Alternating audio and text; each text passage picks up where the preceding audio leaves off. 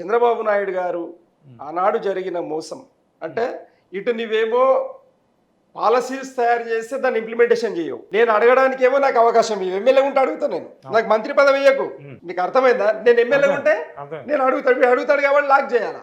ఇప్పుడు అర్థమైంది కదా. చాలా మంది దీనికి ఆన్సర్ ఇవ్వలేకపోయిండు. చాలా సార్లు ఎంతో మంది ఇది ఆయనకు మంత్రి పదవి ఇయ్యనందుకు ఆయన అలిగి రాజీనామా చేసిండు కాదు, ఆయన మొత్తం సీజ్ పవర్ చేసిరు. ఆయన డిప్యూటీ ఇస్తే సార్ డిప్యూటీ స్పీకర్ ఎట్లా అడుగుతారండి? ఎమ్మెల్యేగా వచ్చి కూర్చొని కూడా ఇప్పుడు స్పీకర్ చైర్ చేస్తున్నారు అనుకోండి, అడగకుండా ఎట్లుంటుంది? దానికి అథారిటీ లేదు, ప్రోటోకాల్ లేదు, ప్రోటోకాల్ లేదు. లేనప్పుడు దీంట్లో లూపులు ఉందని కూడా అంట. ఎందుకంటే నేను ఇప్పుడు సపోజ్ కేసీఆర్ గారు నా నియోజకవర్గ ఎమ్మెల్యే, నా సమస్య ఎవడు అడగాలంటున్నా నేను. ఆయన సమస్య పేపర్ మీదనే అడగాలి కానీ వాయిస్ లేదండి. పేపర్ మీదనే అడగాలి. నువ్వు ఏం చేసినా నువ్వు గలమెత్తడానికి వీలు లేదు కదా. నువ్వు స్పీకర్, అందరికి నాయకుని, సభానాయకుడు. నువ్వు ఇంక నీకేం లేదు. నువ్వే పంచాయతీ చెప్పే పెద్ద మనిషి అయినాక ఇప్పుడు నువ్వు అడ్వకేట్ ఎట్లయితావు? నువ్వు జడ్జి అయిపోయినావు.